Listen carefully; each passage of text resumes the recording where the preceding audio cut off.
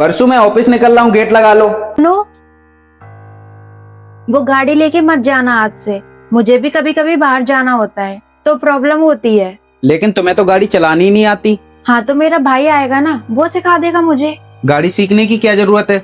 सब्जी मंडी तो जाती हो और आराम से रिक्शे में बैठ के आती हो। पर मैं रिक्शे के धक्के क्यों खाऊं? तुम चले जाओ रिक्शा से ऑफिस। गाड़ी मेरे लिए आई है तो मैं धक्के क्यों खाऊं? मेरे पापा ने मेरे कंफर्ट जोन के लिए दी है। तो क्या एहसान जता रही हो मुझे? मैं क्या एहसान जता रही हूँ, मैं तो बता रही हूँ कि मेरे पापा ने मेरे लिए दी है। दहेज में गाड़ी तुम्हारे पापा ने दी थी, मैंने उनसे मांगी नहीं थी। हाँ तो दी तो मेरे लिए थी ना।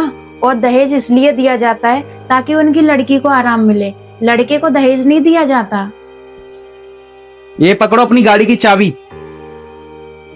और मैं जो ऑफिस में दिन रात एक करता हूँ वो भी सिर्फ तुम्हारे लिए, और जो मैं पैसे कमाता हूँ ना वो हम दोनों में बंटते हैं, और तुम्हारा पूरा खर्चा भी उठाता हूँ। तुम्हारे पापा ने कोई एहसान नहीं किया मुझ पे दहेज देकर। दहेज ना अपनी मर्जी से दिया था, मैंने कोई भीख में नहीं मांगा था, और वो दहेज हम दोनों के लिए दिया था।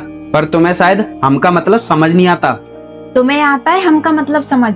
हाँ। अच्छा, क्या होता है हम का मतलब? यही ना कि तुम्हारी चीजों पे मेरा हक है और मेरी चीजों पे तुम्हारा हक है। हाँ, हम दोनों का हक है उस पर। और बरशु, मैं तुम्हारी एक बार बात मान भी लेता अगर तुमने कहा होता कि 3 दिन गाड़ी तुम लेके चले जाना और 3 दिन गाड़ी मैं चला लूंगी।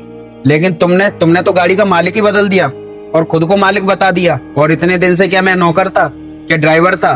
तुम्हारी दी हुई गाड़ी चला रहा था मैं। और बरसू, आज के बाद मैं तुम्हारी गाड़ी को हाथ तक नहीं लगाऊंगा। और अब मैं करूंगा तुम्हारे बाप को फोन और उनको बताऊंगा, और गाड़ी तो बेटा वापस जाएगी। और तुमने ज्यादा गाड़ी किया ना तो तुम भी वापस जाओगी। तुम्हें पता है गौरव,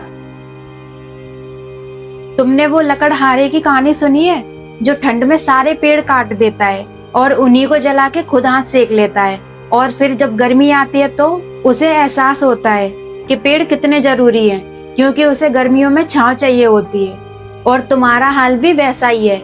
जब खुद पर बात आई तब समझ आया कि दहेज दोनों के लिए मिलता है, लेकिन जब तुम्हारी बहन पर बात आई थी, जब तुमने क्या बोला था उससे? जीजू को ना साफ साफ मना कर दो, गाड़ी नहीं बेचनी है।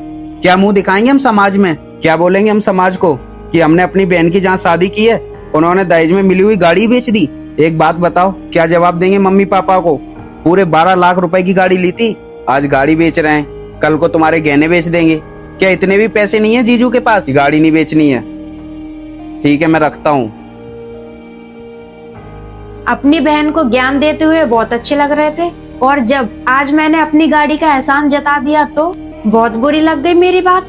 तुम्हारी बहन जब ये बात अपने पति से बोलेगी तब उसको भी इतनी बुरी लगेगी ये बात।